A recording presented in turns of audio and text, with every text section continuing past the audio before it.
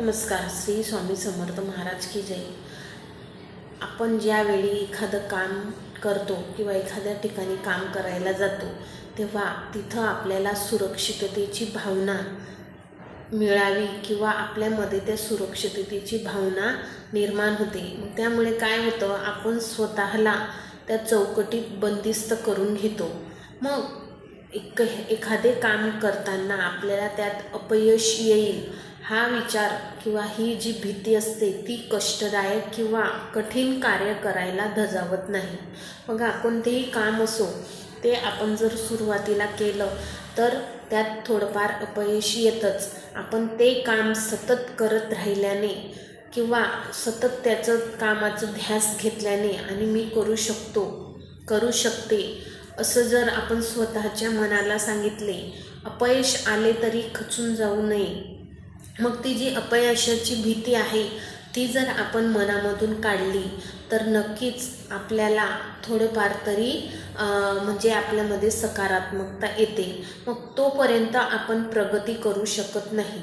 जोपर्यंत आपण आपल्या मनातील जी अपयशाची भावना आहे, भीती आहे ती जर काढून टाकली नाही तोपर्यंत आपल्याला ते कार्यमध्ये जी प्रगती करायची आहे ती आपण करू शकत नाही.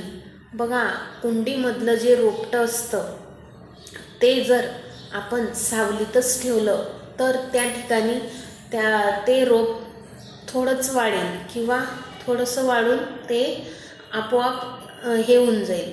पण एखादं रोप म्हणजे अंगणात लावलं, तिथं त्या ठिकाणी ऊन लागतं, वारा, पाऊस, सावली असं सर्व त्या रोपट्याला मिळतं. मग ते रोप जे आहे आकाशाखाली लावलेलं रोप हे त्याच्या वाढीमध्ये नक्कीच फरक आपल्याला जाणवतो. का? कारण त्याला ऊन, वारा, पाऊस लागलेला असतो. कडक ऊन पण लागतं, वारा पण येतो, लगेच त्याच्याला पाणी पण मिळतं. असं सर्व मिळत असल्याने त्याची वाढ ही झपाट्याने होते.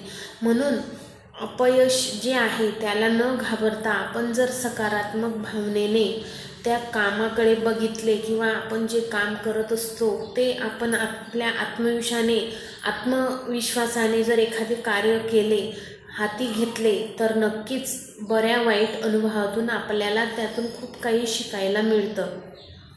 लढण्याचं जे बळ आहे ते मिळतं आणि आपल्या विचारामध्ये जी परिपक्वता आहे त्या परिपक्वता येते आणि आपण यशाची वाट आपली मोकळी होते.